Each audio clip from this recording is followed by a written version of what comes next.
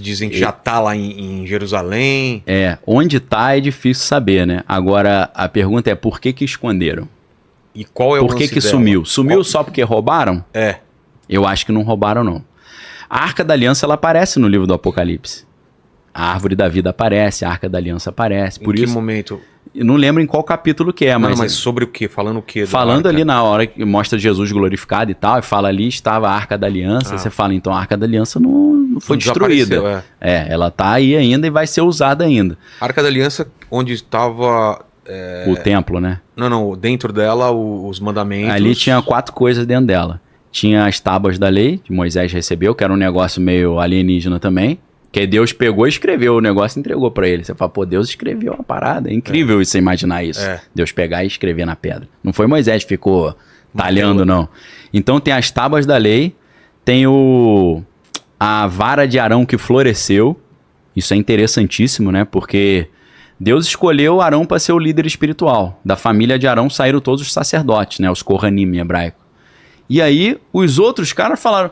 Mas por que você que é o sacerdote, não sou eu? Aí Deus falou, ó, pega todo mundo aí uma vara, e a vara que florescer é quem eu escolhi. Aí o cara pegou um pedaço de madeira, surgiram ali umas folhas ali, aí falou, é ele, eu escolhi. Fez um milagre e falou, é ele que eu quero. Fui eu que escolhi, não foi ele que se autodeclarou. Então tem a vara de Arão, que floresceu. Maná. Tinha, né? E aí tinha um pote de ouro com maná dentro. Por isso que eu falo que são 4 coisas, né? Não, o pote de ouro o pote e o maná dentro, entendeu? Tudo isso tem uma simbologia espiritual muito forte, né? A arca... Maná é tipo um pão? Maná é um pão, É como se fosse uma... Sabe aqueles fungos assim que às vezes dá em parede? Sei. É como se fosse um negócio tipo aqui. É um pão, mas tem um formato meio... Uma textura meio estranha, né? O maná. Que é uma coisa incrível, né? Que o maná caía certinho na hora certa, né? Os caras, vai cair o maná, caía. E aí no dia seguinte ele apodrecia. Não dá pra acumular. Era só pra... O cara tinha que ter fé que Deus ia mandar no dia seguinte. Não dava pra você juntar, né? Então, uma série de coisas impressionantes, né? Nessa parte da Bíblia. A Arca da Aliança tem uma teoria mirabolante aí de por que ela foi escondida. Porque a Arca da Aliança é uma arma de destruição em massa. Qual que é a última... aparição? Na época, dizem que ela sumiu na época que os babilônios, Nabucodonosor, conquistou Jerusalém. Depois dali, ninguém nunca mais viu. Tá. Entendeu? E ela teria um poder de destruição em massa? Porque, dependendo da interpretação na Bíblia, porque os números são letras, então a leitura varia, a Bíblia diz que quando os filisteus roubaram a arca e levaram para a terra deles, depois eles devolveram. Quando eles devolveram a arca, um monte de curioso foi lá ver a arca, abriram a arca, 53 mil pessoas morreram por causa disso. Então a arca, ela tinha um negócio ali que podia ser potencializado como uma arma. Você vê que o cara que tentou segurar a arca quando ela caiu morreu, quando encostou na arca. Dizem que essas pessoas que morreram quando olharam para dentro da arca, elas não morreram imediatamente, só porque olharam, elas ficaram, o cabelo caiu, o cara foi ficando fraco, como se fosse uma radiação. Porque a arca, na verdade, ela abriu uma fenda no espaço-tempo também, né? Como se fosse um portal. Isso é um assunto polêmico, assim, que tem divergência, mas a arca é chamada de assento da misericórdia, a tampa da arca. E eu falo, poxa, do jeito que os caras colocam a arca, com 2 anjos em cima, não tem como você sentar naquilo, né? Porque onde São 2 querubins? Os 2 querubins com a asa assim, encostando. Qual que é a imagem, por favor, da arca, para o pessoal entender aí eu penso, como é que a tampa da arca é chamada de assento da misericórdia?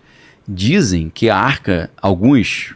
eu sei que isso é polêmico, eu não vou dizer que isso é a verdade, é uma opinião que eu estou levantando para a galera pensar. A arca, na verdade, era um trono. E os querubins ficavam como se fosse o encosto da arca.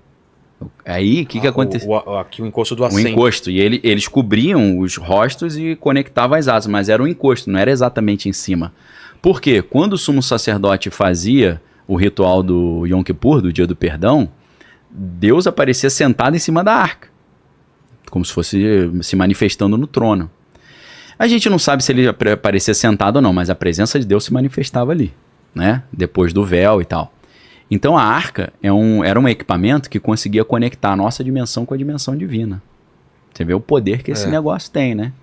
Então... Falando em filme, o Caçador da Arca Perdida, quando eles abrem a arca... Exato, Indiana Jones, os Caçadores da Arca Perdida. Esse aí é sensacional, né? É clássico, né? Lá em Essa- casa... essa- ali essa- pra essa- tu sentar ali não tem como, Então, né? aí seria segundo a descrição na Bíblia, os caras fizeram de como seria isso? Não, alguns caras acham que ela seria uma estrutura que daria pra sentar em cima. Como Será se fosse que um acha trono. essa alguém fez essa Acho que imagem, ninguém será? fez, não. Isso aí é um Não? negócio muito marginal, assim, pouca gente... Ah, tá. É bem... porque ali, olhando assim, não tem como, né? Se sentar ali, porque os querubins estão no meio, né? Mas é um pensamento interessante de você imaginar. Agora, por que Hitler queria a arca? E ele queria? Pô, demais, pô. Isso é Aí é documentado. documentado? O livro chama As Relíquias Sagradas de Hitler. O autor é Richard Kirkpatrick. Ele tava nessa neura de ir atrás? Tava. Primeira coisa que ele fez quando ele invadiu... Cálice também ou não? Também, tudo. Pô, é por isso a Indiana Jones... É? É isso que eu fico impressionado. Eu era moleque assistia Indiana Jones, achava que era tudo viagem. Mas não, também. tem tudo base, pô. Caramba, os caras pegaram uma coisa da história Real. e viajaram. E tinha um cara, tinha um Indiana Jones real. Tem uns dois aí. Tem um que é um alemão e tem um que é um americano. Que o cara tinha um bonezinho e ele corria atrás das relíquias. artefatos. Tem o Indiana Jones meio da vida real também. Então... Que é o Rodrigo Silva. Né? É verdade. Só tem que arrumar um bonezinho, né? Bonezinho, chicote. Me amarra o Rodrigo Silva. Um abração pra ele aí. A gente já fez live juntos e tal. Eu gosto demais. Nossas conversas sobre hebraico, então, meu irmão, não tem fim, né? Que eu falo uma parada, ele fala outra e vai indo. Então... Hitler tava... Hitler, nesse livro, o que fala? O Hitler, ele tinha uma obsessão por essas relíquias, porque ele acreditava que se ele tivesse de posse dessas relíquias, ele seria invencível. Isso é o que o historiador